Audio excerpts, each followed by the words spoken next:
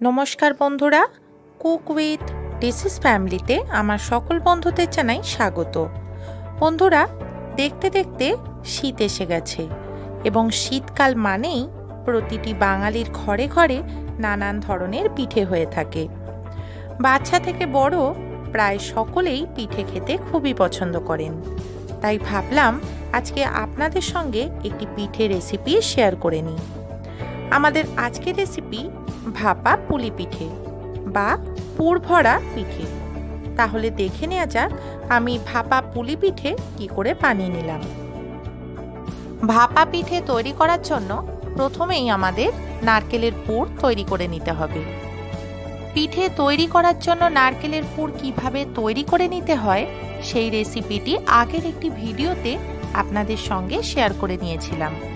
সেই ভিডিওটি আমার যে সকল বন্ধুরা এখনো পর্যন্ত দেখেননি তাদের জন্য ভিডিওটির লিংক আমি ডেসক্রিপশন বক্সে দিয়ে দেব।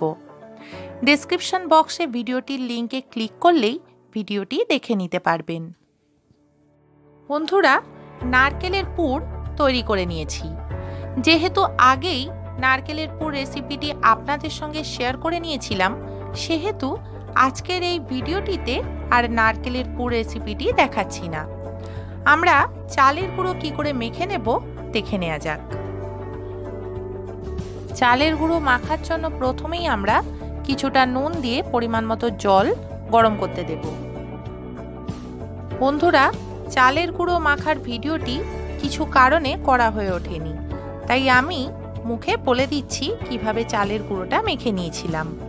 নুন দেওয়া জলটা খুব ভালোভাবে ফুটে উঠলে চালের গুঁড়োর মধ্যে একটু একটু করে জল মিশিয়ে চালের গুঁড়োটা হাতা বা চামচ দিয়ে মেখে নিতে হবে।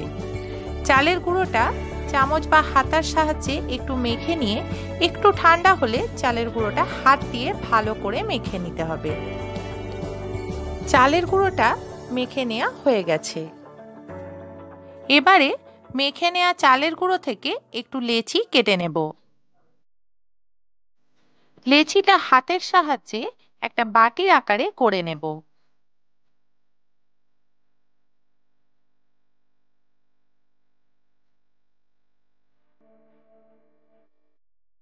বাটির আকারে গড়ে নেওয়া লেচিটাতে আগে থেকে তৈরি করে রাখা নারকেলের পুর কিছুটা দিয়ে দেব।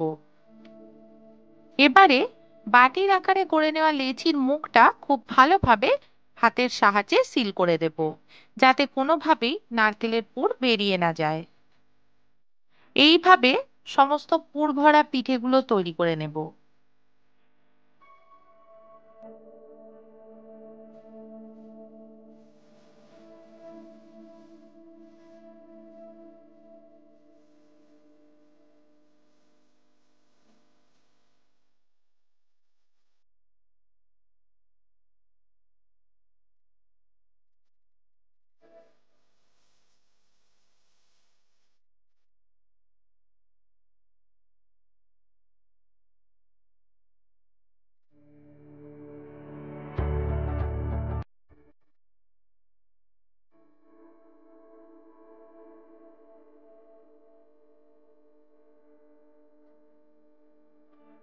সমস্ত পিঠেগুলো তৈরি করে নেওয়া হয়ে গেছে।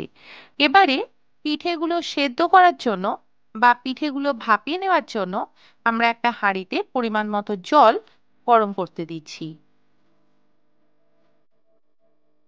হাঁড়ির জলটা খুব ভালোভাবে ফুটে উঠেছে। এবারে আমরা একটা ঝাঁঝরি থালাতে পিঠেগুলো সাজিয়ে হাঁড়ির ওপরে পিঠেগুলো ভাপিয়ে নেওয়ার জন্য বা সেদ্ধ করে নেওয়ার জন্য রেখে দেব।